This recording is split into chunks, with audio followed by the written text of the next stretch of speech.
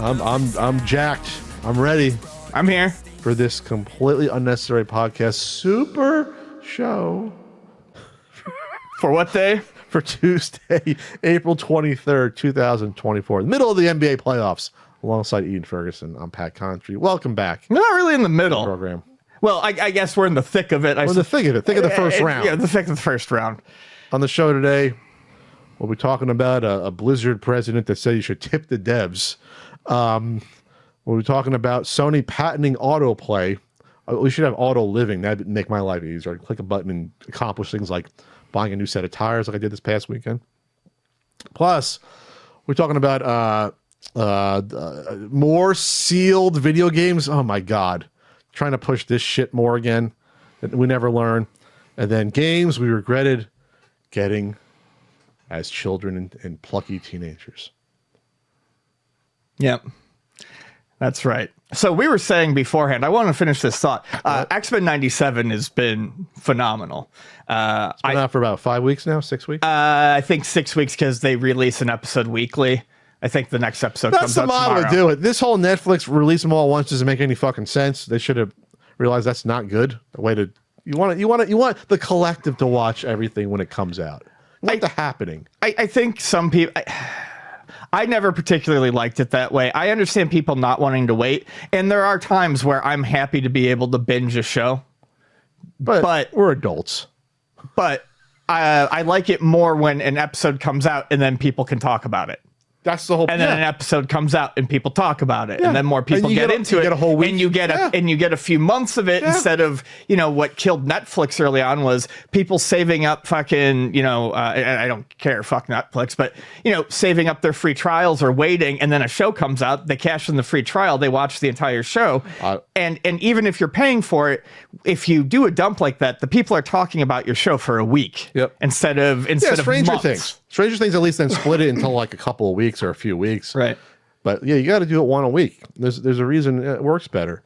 But I tell you what, I've been watching a Shogun on FX. Amazing. Yeah, you like that one too? I've heard that's good. A lot of people have said it. It's not perfect, but I mean, in terms of the attention to detail with the costumes and the time period and the fact that they only hired, from what I read, Japanese actors. I mean, from Japan for it. Like, they did a great job with it. A lot of man ass in it, though. A lot of man ass. Just out there, it appears more than you think. I guess that's what Game of Thrones was like as well. I think there's actually, they don't show the nudity on FX, but there is a little nudity here and there. I think they cut. I don't know why they would cut on FX, so it's a cable network, but we still are Puritans here. It's not network television. Who cares? But no, that's been good. I think there's one episode left on that. But obviously, there's no second season because it's based on a book. This is a story, and that's it. Thank goodness. I like it when stuff's like that. We don't need to extend every story into multiple seasons. Like, just let things have endings. Speaking of endings, Cody finished his ending at WrestleMania 40, and I watched. Oh, so here's fun. You're going to be I'm going to learn about what happened at the end of WrestleMania 40 for the first time from you. I just never looked it up and somehow missed it all. We are in a resurgence when it comes to pro wrestling. This is the best product the WWE has had in could be 20 years at least. Really? With Vince has been gone out of power now for almost a year, and the fact that it's a real fucking company now, not a carny running it. It's a real company that's in charge of this and running it, and not everyone afraid to say the word pro wrestler. Yeah. Michael Cole ended WrestleMania 40 by saying, "I love pro wrestling." Oh, wow. Okay. That's sending a message. Words that you would never hear uttered in probably 25, 30 years at least on WWE television. We are talking a significant pivot to letting not just the announcers with Michael Cole and Pat McAfee, basically not having an asshole in their ear every second yelling at them. Yeah. It's the most fun you can tell they're having, being free and saying goofy things, and you can tell they're having a fucking blast. They should. And the wrestlers are more free in their promos now. They feel more real. They're cutting each other off, and you can tell they're not just adhering to a fucking script. At least the establishments, like Drew McIntyre is like the MVP so far this year. Him going back and forth with CM Punk and then Seth Rollins. Like it's fun again. Yeah, it's fun. Sounds like it might be. So WrestleMania 40 was 2 nights. The first night, real quick, it was I'll go off 1,000 years. So the main event was the tag team match: Roman Reigns and The Rock versus Cody and Seth Rollins, and the winner would decide bloodline rules for the main event on Sunday, meaning no holds barred, meaning you're gonna get run-ins. So they lost that match. That went on for way too long. By the way, that was like a 45-minute tag match. On the Rock, to his credit, didn't blow up too much. In terms of, he didn't injure himself. I think he was more ring ready. Honestly, I would. That doesn't surprise me. Supposedly, he was training more for this. I honestly felt like he would have trained and shown up and done fine. My problem is just more with his interjections and what he thought should happen. Sure. I honestly thought that his ring work would be adequate. I felt like that. Well, that was pretty much. It was. Yeah. But obviously they hit it because it was so long. They were fighting out of the ring a lot. So he ended up pinning Cody. So, oh no, what's Cody going to do? It's the low point. Now we're going to have interference. So main event, tons of interference. It was an overbooked mess, but it was good. It wasn't a 5-star classic.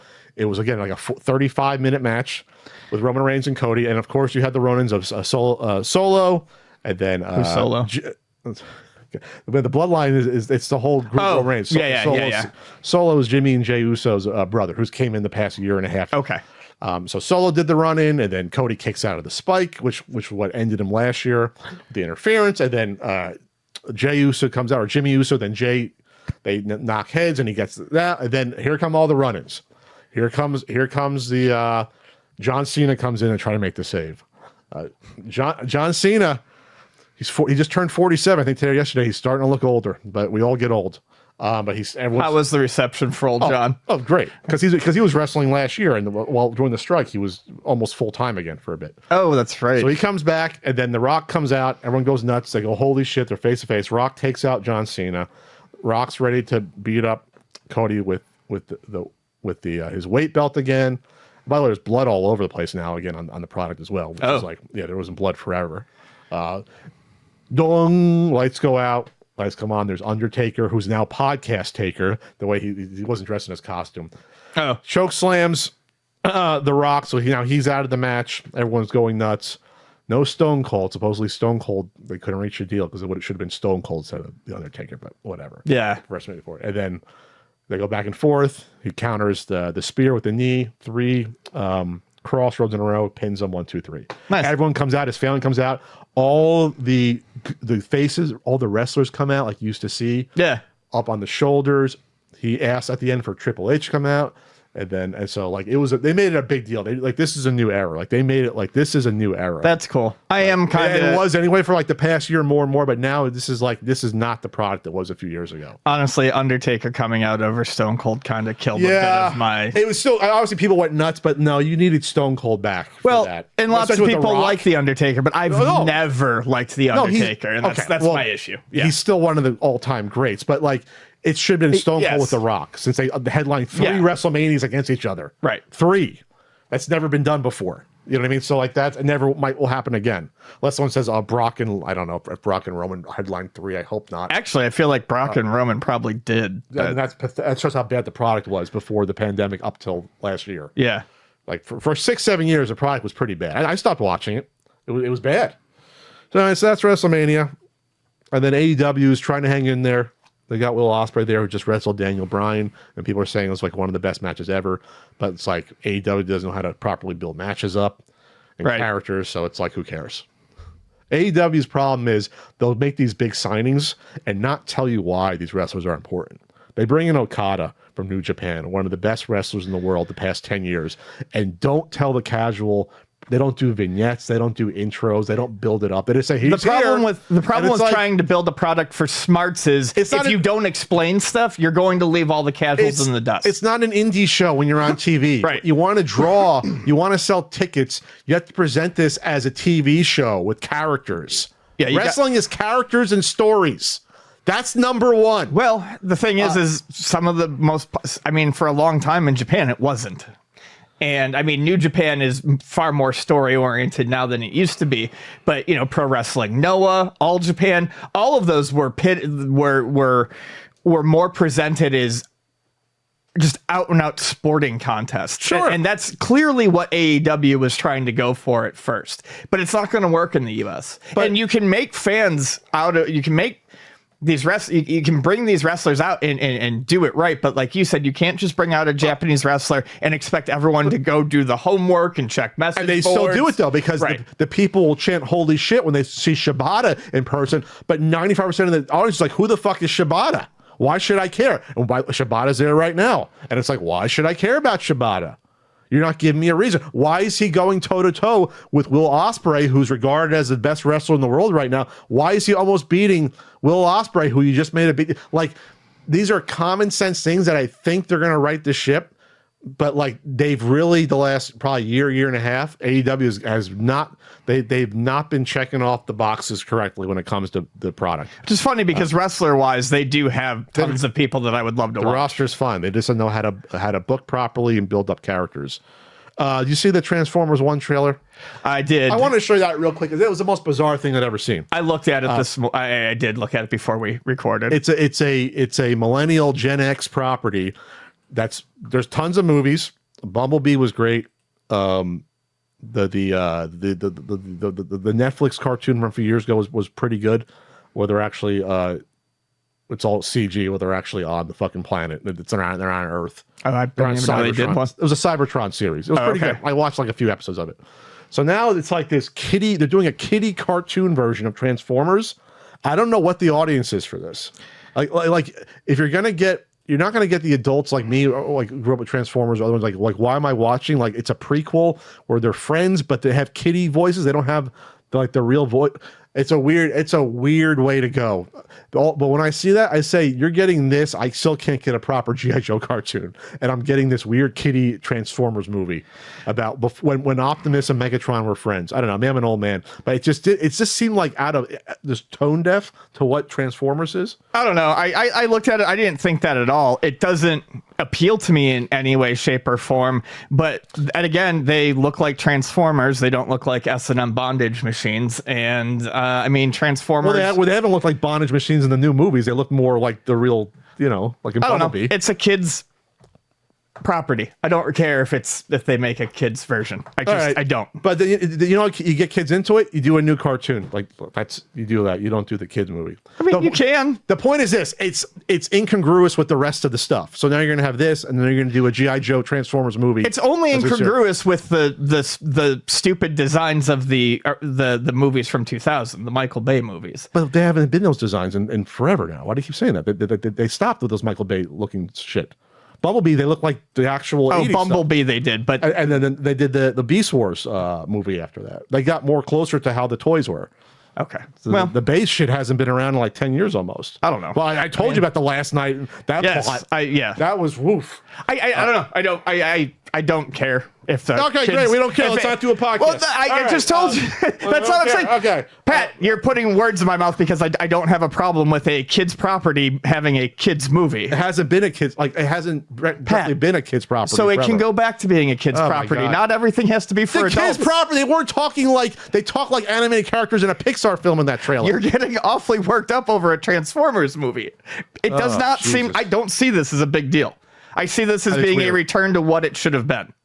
It was never that. No, it was never that. Even when it was Beast Wars and it was the 80s, it was never what appeared in that trailer. It's just Transformers. All right. I'll say that when your property goes down in flames. Pat, here's the thing. People always love to bring that up. I have watched many of my properties go down in flames, and when something that comes out that I don't like the Peanuts comics or the new Peanuts cartoons, I just don't watch them, and I don't complain. I should shut up because I don't even like Transformers. I like Transformers, but not like. I was going to say, I really don't know where the I guess I'm more scared because if they're treating that like that, they're going to fuck up G.I. Joe. Another kid's property. It was never really kids, but all right. It was more like 10 to 14. Okay. We'll call it the tweens. It was more like it was closer to the X-Men cartoon how G.I. Joe was written and done in the 80s. It was more for teenagers and written by adults. Don't let me go down that path. That G.I. Joe is actually way more violent than what I won't, because we've been on that path more times than I can count. People got shot in G.I. Joe. You don't remember it. All right. Talk about this person fired for playing Switch. They weren't. They were cautioned.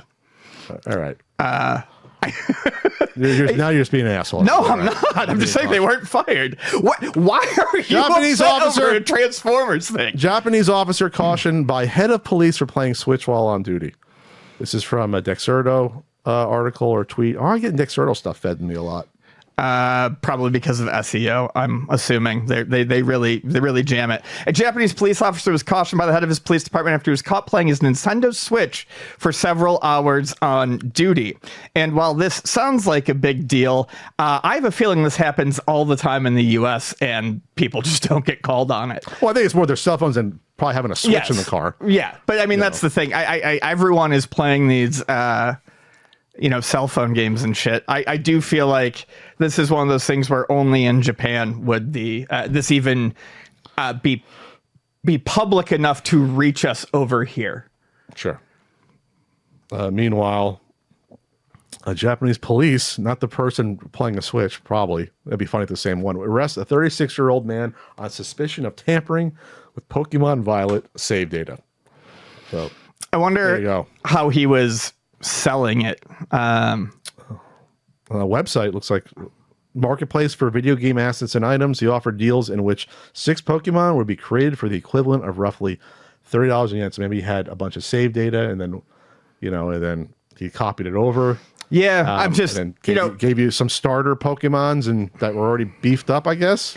I'm old. There's a market for this? Like, is there a market where like you want a bunch of starters? So I'm old, but like when I think of this, I remember back when this was like on cartridges and you actually had to transfer the data back and forth. People would buy the Pro Action replays for the Game Boy so that they could hack the data and create, special Pokemon. And then they would probably, I don't know, like everything in elementary school, you sell it to your friends or whatever. I'm trying to figure out how you could actually do this. Like, what's the distribution method here? It's at a website. What do you mean? That's where you bought it and they probably mailed you, I guess. Yeah, maybe they just mail you the cartridge or I'm not sure how that would work. I mean, I've seen stuff on eBay where they would say, hey, I'm going to email you this. You're not supposed to do that on eBay. So I don't know. Anyway, I would say that. Do they have a crime division just for this? Right. Is Nintendo giving the police department money to catch these criminals? The Pokemon company? I would say that, what I say all the time about this sort of stuff is like, I don't care if you hack the data, but once you start charging money for it. Well, I think that's what it comes down to. Right. Like that's, yeah. Now that you're criming a bit. He's doing a little bit of criming. From PCGamer.com, former Blizzard president suggests you should be able to leave a $10 or $20 tip for the devs because some games are that special. All right. This is former Blizzard president Mike Ybarra took to Twitter a few days ago to suggest, about a few days ago, this is probably weeks at this point, suggests a new form of showing developer appreciation, having the option to leave a $10 or $20 tip on a game you love. I guess I like the sentiment, at least that's what the author Ted Litchfield says. Okay.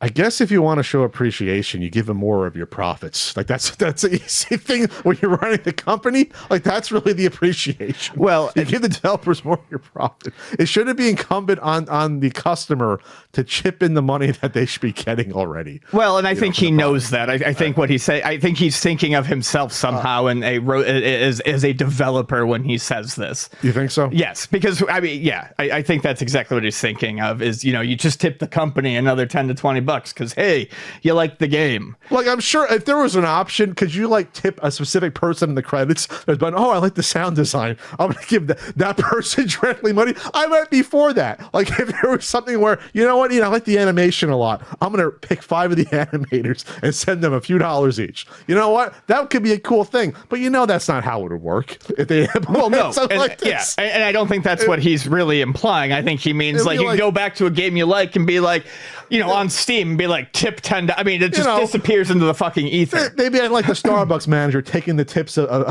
the baristas that you hear about. How they're like taking all the tips. What's insulting here is his idea of tipping is literally money that just is going to disappear. That's not going to get tracked. It's just going to go into the portfolio. It's stupid. There are. I do tend to think sometimes of pointless DLC as a tip. Tipping. I mean, kind of, I guess. So fighting game Arcana Heart 3 came out in like 2017, 2016. No, it was probably even older than that. Anyways, it came out for PS3. I really liked it. Small developer. Played so much of it that I went online, went to the DLC, and there was like $2.99, get 3 more colors for all the fighters. Sure. And I was like, okay, I didn't need the colors. They didn't do anything for it, but it was like, I really like this game. And then on Steam, a lot of like developers who release games that are like $5, $10, $15, they will release like an appreciation pack that's like $2.50. You buy it and you get some costumes or something. That method I like. Yeah, if it's that's fine. Like even the article points out, yeah, it makes sense for an indie developer because it's like if it's a team of like 5 people. Or like 1 or 2 people or 1 person. Yeah, the money's going to them, and this is how they're living and dying. You know what I mean? Like they're not getting a salary to make this game. Yeah. Like people that are working for AAA games, like they're in a much better place where they might even need the tips compared to someone that's, a game comes out that they worked on for 3 years on their own. Yeah, you throw them a few bucks. Why not? Go for it. I do like the idea of cosmetic or silly DLC that doesn't change the game that is framed in that way. Sure. That could be a fun way to do it. Little Big Planet 3 servers were turned off by Sony. This happened on April 19th. This is what the Little Big Planet account said. Due to ongoing technical issues which resulted in the Little Big Planet 3 servers for PS4 being taken offline temporarily in January, the decision has been made to keep the servers offline indefinitely. All online services, including access to other players' creations for Little Big Planet 3, are no longer available. User-generated content stored locally on your PS4 will remain available. Any new UGC you create can be played on your PS4 but not shared. Offline features such as the campaign will remain playable. Thank you for your support. So this went from temporary or ongoing issues to now, well, we're just going to be done with it. Yeah. That's a shame. It is. I mean, like... I loved that series, but it's also, I don't know, a little bit of foresight, I think, goes some way. I loved Little Big Planet. I played all 3 of them. I liked Mod Nation Racers, which was the build your own Mario Kart that they did. And I really enjoyed Dreams, which was a more open engine Media Molecule did. But what I liked them for going in and playing the stuff. What always stopped me from making anything, because people put hundreds and thousands of combined hours of effort into making these levels and making these games do things that even the developers didn't think they could do, but you're making it in a closed garden. That's always going to shut down someday. And all of that effort is lost. And that's why I really can't get into the creating aspect on a lot of games, because it just seems like at some point, it just seems futile. It's at some point you're going to have to deal with this. Heartbreak. Unless you could download and store it, and then hopefully in the future the servers go back up. So you can still, like you said when reading this, you can still store that. But yeah, where's it go?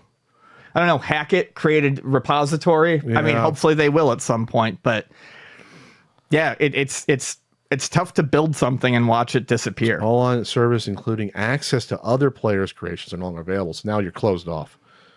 So now it's like, yeah. The game doesn't have a reason to exist anymore as it was created. And it's not even 10 years old, the game. It came out, not even 10 years ago. I just looked it up. 2014 was later in the year. November. Oh, okay. November I was going to say, I know I got it in 2014 because that was when I got my PS4. Trust Wikipedia. Yeah. So 10 years, it's like, is that going to be the accepted going forward? Like, oh, if it lasts 10 years, that's acceptable. Well, I feel like that's kind of where they are with it. Yeah, I mean, it seems like a decade and we start to see stuff getting shut down. Man. I wonder if they had offered or in the future, like to have a subscription service at some point to keep these. It's always people say, oh, the cost for the servers and things like that. And it's like, well, first of all, these are billion-dollar companies. I don't want to hear about costs, but of course, there's always costs involved. Well, I don't think it's so much the actual literal cost of the server, but just the maintenance and stuff like that. Well, yeah, but there's a cost. It's manpower. It's that's what I'm saying. I don't think the literal, like it's everything combined that makes it. Well, sure, untenable to keep it running. But invest ahead of time. Wait until things don't have to go down indefinitely before you can't figure it out. But I don't think we're ever going to get there. There's never going to be a company that's going to invest that, I guess, time and money to care about it. I don't even know what the user base was at this point for it. Probably not a lot. I don't think it ever really was huge, honestly. I mean, I love the game and it had a dedicated community, but I don't know how huge. What was the sales back in the day? Now I'm just curious. Got pretty good reviews. I don't see the sales numbers on here. I'd have to think it hit 1 million. You would think, but I don't see the sales number real quick. What's next on the docket here? We're just zipping through. Jeff Gerstmann details daughter being upset after finding out Nintendo discontinued its online game features in Animal Crossing New Leaf. He was just telling a story basically on his podcast about, basically kids will gravitate. You can give a kid whatever, but they're going to gravitate towards what they gravitate to. And she loved playing the 3DS. She can't read, but she got into Animal Crossing, and she knew how to go to the Dream Suite, and which lets you see other people's towns through like a dream. So you can visit other people and friends. Yeah, you can see other people's towns through like a dream bubble. I'm trying to remember exactly how it happened because I did play that. And she was upset when, she couldn't access it. And he just tells the story, and he wasn't like, overly angry, but he's just telling the story about how like it sucks to have to like in it's one of those weird things you don't ever think of, but now you've got to explain this stuff to kids, as things start disappearing and they don't quite understand how this digital reality is working. Yeah, and this is a historical problem that we're going to have going forward in a way. I never thought about how it's going to affect children, but what if you're in love with the game and you're like 7 years old? Yeah. And then you play it for a couple years, and then the servers go off for a major feature like this.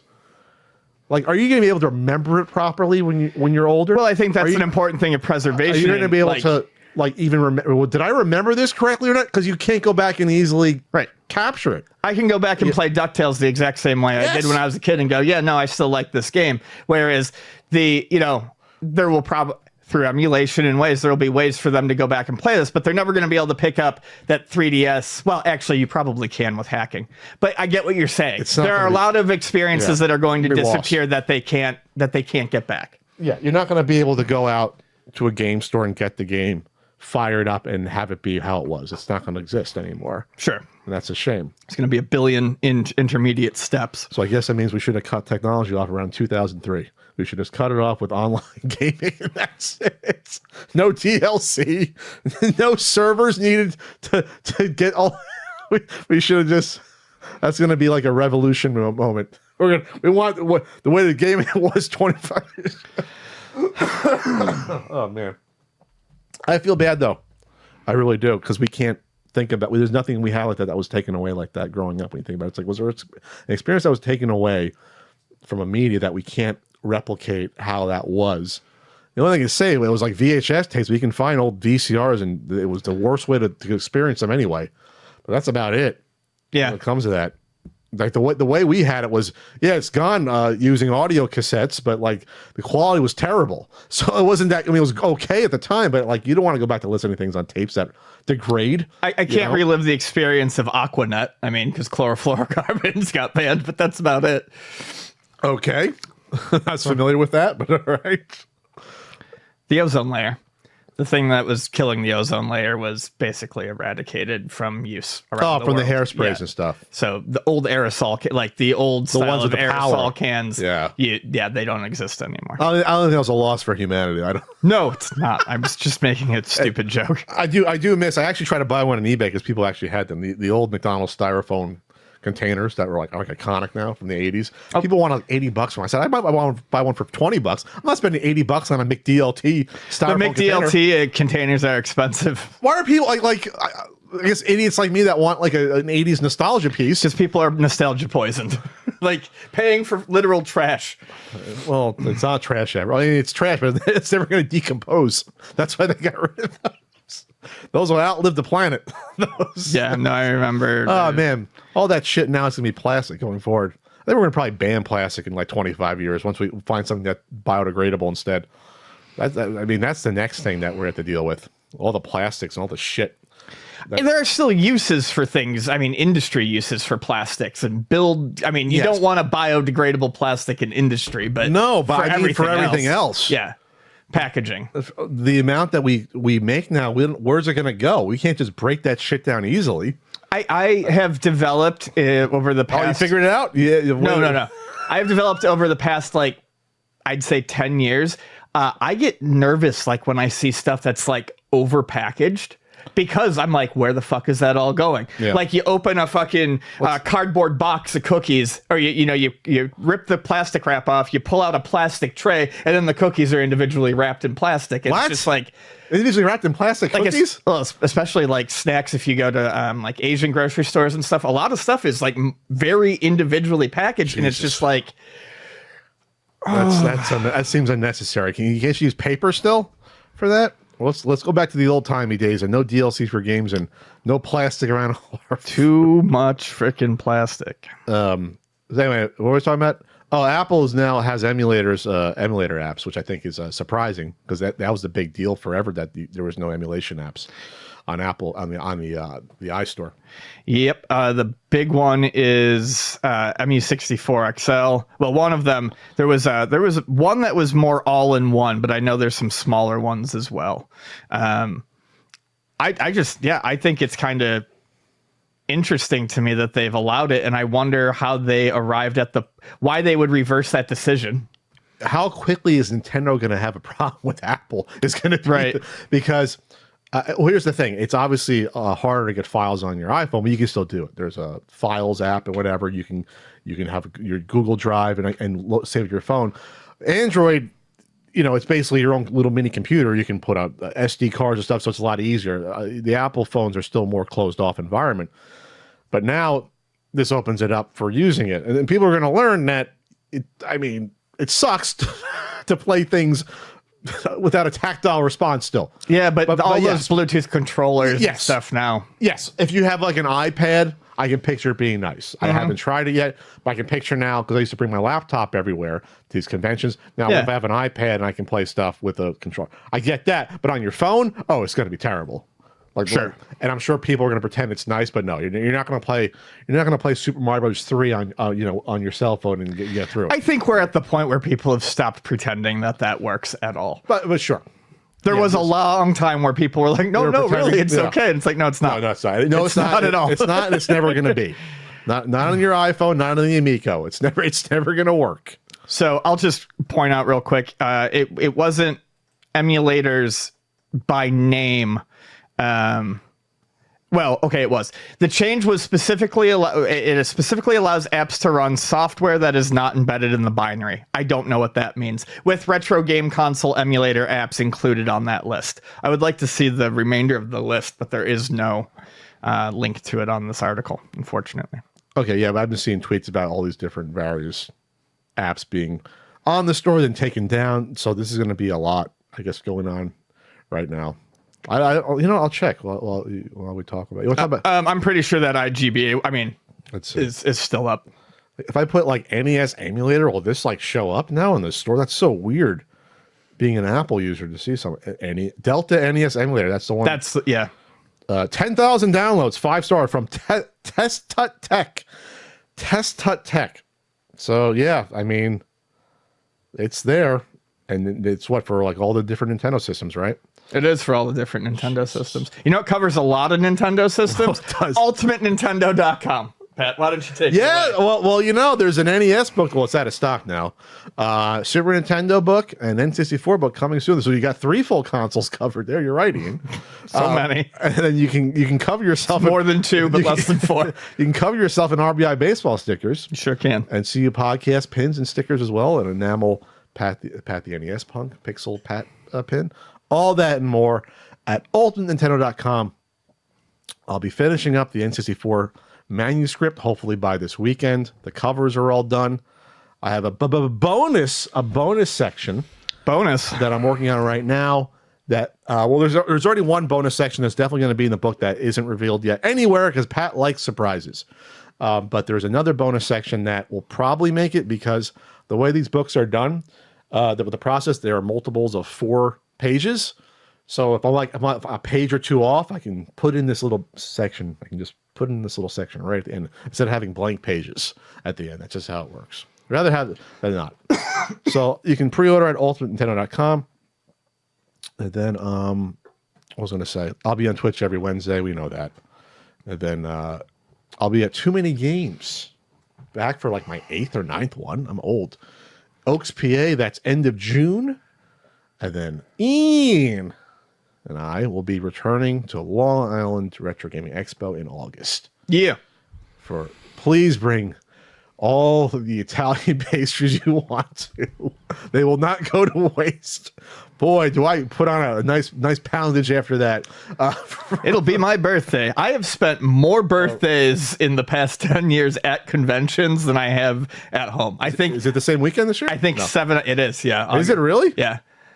Because all of those game ons were like that we did were during my birthdays, and then Was it Arizona? Yeah, and then a couple of the Long Islands have been. Is it your birthday's August 9th, right? Yeah, I thought you said it was August 9th when we were talking on the phone the other day. I could be wrong. Well, let's look it up right now. Now I'm curious. Long Island Retro Gaming Expo. It is. Yeah. So that Friday, that's your birthday? Yeah. All right. Okay. Yeah. I'll have to try to be nice to you that day. Yeah. What else is going on? I have Kickstarter. Oh, Kickstarter ended. Wow, that's an old note. Sony's patented autoplay for video games. Autoplay. So this is a Game Rant article. We are now officially just spiraling into the dystopian realm. Sony patents a new technology that could enable an autoplay mode in PlayStation games, potentially allowing players to skip some segments. The autoplay mode technology uses an AI model. There it is, AI, to simulate gameplay styles. God, it's going to copy our gameplay styles and could be implemented in Sony's PlayStation games. While potentially controversial, the system could benefit players who struggle with lengthy games and grinding, enhancing the overall game experience. I saw, this isn't directly related to this, but I saw something on Twitter today. Now I'm getting fed the algorithm stuff. It's like, meanwhile, gaming in Japan, and it was a player using just one hand to play a fighting game successfly while looking at his phone with the other, wasn't even really looking at the screen, and they were playing this fighting game, and I was like, all right, now I'm almost ready to want off the planet. I think I'm almost to that point where officially I'm lost in the generational divide there. It's interesting. I mean, I'm sorry. You're gonna say I don't hate it. I can see a potential use for something like this. Yeah, I see a potential use case for this. This is actually more interesting than any AI image or movie generation bullshit that's out there. The generative stuff is horseshit, and I don't like that. I don't like it in art. But this to me is interesting. Just I think purely from the I think that's kind of cool.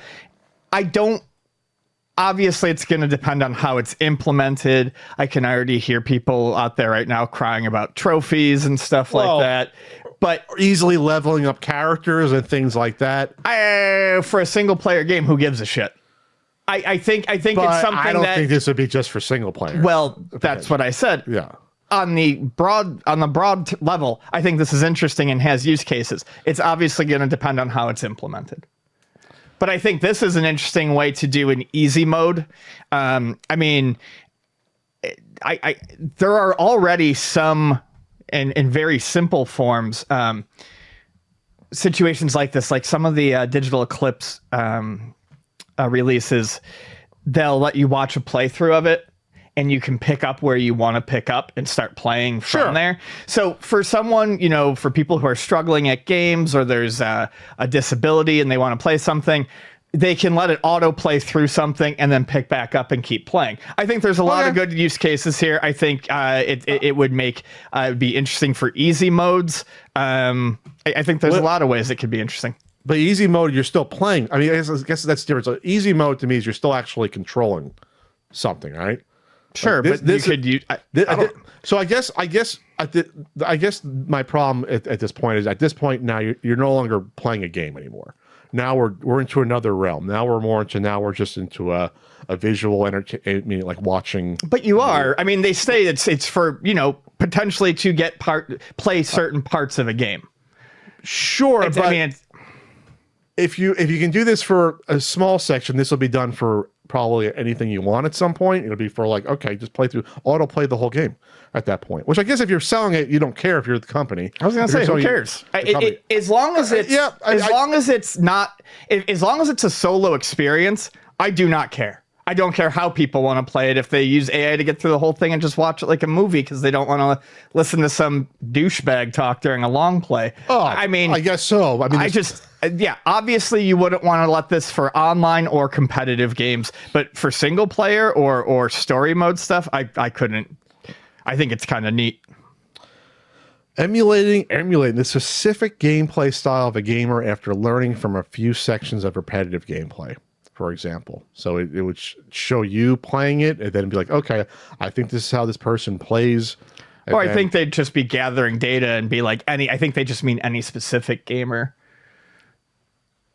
I mean, there are already kind of some instances of this to a degree, like a lot of the training stuff in Smash Brothers, and there's all their games that do it. They literally they analyze what you do and add that to, the character on the amiibo. So players who engage in games that are too long and full of grinding can potentially use this system to skip these sections, playing only parts that entertain them.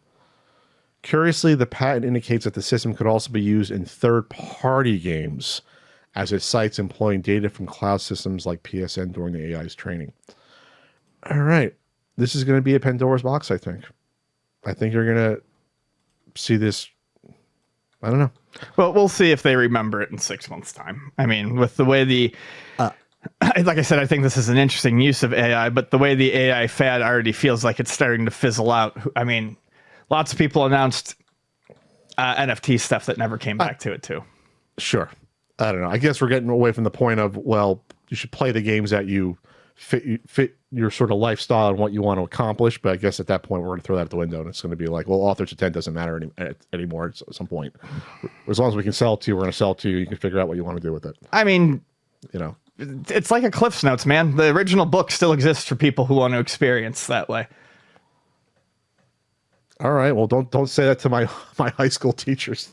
Because you weren't. I did it. I'm not. I'm just saying, like, if people want to read the Cliff's Notes, they're welcome to. But that does not eliminate the original book or the author's intent. No, but it's not the same thing at all. Like, it's just not. But if it's not affecting you, I don't care. Well, no, it's not affecting me. I said author's intent. Right. I don't know. These are still pieces of art. And that should matter. It's on some level. That's how I feel about these sort of things. I get that, but I mean, anyone can take a book and read the first page, a middle page, and an end page. I mean, you can do this for so many things. It's fine. It's not gonna kill anything. I don't think it's gonna affect the artistic merits of stuff. Okay.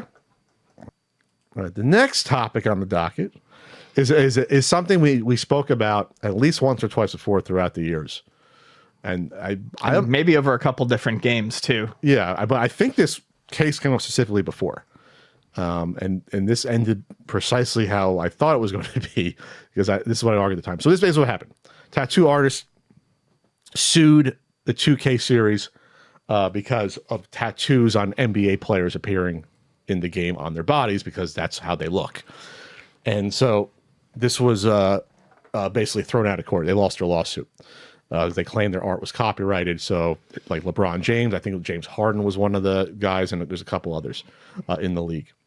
So this goes back to like 2017, and they amended it in 2019. We must have talked about it one of those 2 years. Because he claimed that his work on James being replicated across 6 iterations of the NBA 2K games was a copyright infringement. Some of his claims were dismissed earlier this year, leaving him to sue tattoos on over 2 other tattoos that were on him. So he's trying for other individual tattoos, but those are going to probably be tossed as well. The jury unanimously sided with Take-Two on April 19th, agreeing that the developer's right to use James' likeness in the NBA 2K games extended to his various tattoos.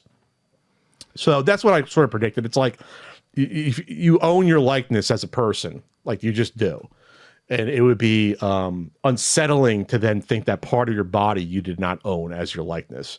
And that's what the jury saw for something like this. There was a case where it happened with Randy Orton's tattoos, and that artist was gifted out some smaller compensation. I forgot why, there was a wrinkle to that, and I think it had to do with maybe selling part of the artwork in some way with his tattoos. I think it was because it was on shirts or something like that. Or there was a shirt with like a focus on the tattoo because it's he's known for that tattoo. So that makes sense because now you're selling the artwork on something that's replicated as something else. But part of just replicating someone's appearance, there's not I mean, what are you going to do? Just put black bars all over people? Yeah, I mean, then you can extend it out. Well, what if I like take a picture of someone and sell it as a print? And on their body, there's a tattoo that you own the right. Like it would be untenable for that. So the only thing I can think of that they take it out because it's a trademark logo. CM Punk, they always take out the Pepsi logo whenever he's in a video game. That they alter it or take it out. That makes sense. Stupid fucking tattoo. Pepsi motherfucking plunge. Goddamn piece of shit. I knew you were say that. Sorry, I just don't like Punk. I mean, that's sort of an anti-Punk thing to put a corporate label on yourself. That's literally what started my long, slow crawl to hatred of Punk. Was I'm sitting at a fucking Ring of Honor show in Buffalo, and I'm like, this motherfucker's got a Pepsi tattoo. That's real Punk, and it was just like, well, he must really love Pepsi, I guess. But I mean, like. People can tattoo whatever they want on themselves. I don't like CM Punk. Yeah. I also don't think he's a great wrestler. Let's put it this way. The years off, you can definitely see the change. He's like, I don't think he has more than probably a few years left. I will say this. I have not seen no ill will against him. He's just now a lot older. You can tell he doesn't stay. He's only wrestled like 10 matches the last like 3 years since he's been back, basically. He's getting injured a lot more easily. That's just the bottom line. My ill will was mostly whatever, yelling at friends for a long time, but the MMA stint kind of really rubbed me the wrong way with him. Yeah, that was not earned, and that was not right for him to take other people's spots. That was a very, very egotistical. For a ton of money. It wasn't like he was throwing the cards even saying, hey, if I win. He got a good contract for those 2 fights. That was a step too far for at least for me. Yep. Other people did not care. He's, I want to say, I'm not even talking about he exposed the business or shit. I don't care about she said bullshit. It was literally that really kind of turned me the wrong way. No, I didn't even care that he lost because some people would say, wrestlers shouldn't like lose like that. It's supposed to be I don't care. No, it's the fact that he did not earn that position to do that. Yeah, that's the thing. He wasn't like a Brock Lesnar who was an NCAA champion wrestler, legitimate good wrestler, and could take care of himself. And obviously in his matches he showed he can. Whether or not he was on PEDs for someone's matches, well, that's another conversation for those matches. I mean, they got sued for one of the matches. One of his opponents sued, saying, "Well, I faced Lesnar and he was on stuff, and I did not know that." Oh yeah. So that's besides the point with CM Punk. What we're talking about? LeBron James and his tattoos. There you go. So you're going to get tattoos on all your guys going forward. There you go. Tommy Tallarico's back on the news. Yeah, because one of the people he worked with on Video Games Live tweeted out. Her name was Laura Intravia. The TFW, which the kids say means the feeling when. Mm-hmm. The feeling when you discover someone is selling your sheet music illegally, you report this to the major symphony orchestra who was performing it, meaning Video Games Live, and they say, sorry, not our problem. So, yeah, that's, the more it comes out about certain characters here, the more you're not surprised. It's just the fact that you just, when you let people get away with things, and I'm not blaming the people that are affected by this, but I'm saying this is what happens in general. When people are emboldened by their bad behavior over decades, they never get better. They just continue to do bad shit and get worse. Mm-hmm. And this is what... Yeah, they don't stop. This is what Tommy Tallarico's career has been built on for decades now. Is him doing bad things, getting credit for other people's work, being an asshole, and being emboldened by it, and it just builds upon itself until more of the stuff comes out. Like, it's just ridiculous. It's ridiculous. Yep. So it's allegedly that he sold it, but the performance in question, the sheet music, it's performed at video games live events. So it's been alleged. You can connect some dots, make some inferences. So there you go. And by the way, while we're talking about Tommy Tallarico, this was reported on the Television Amico subreddit.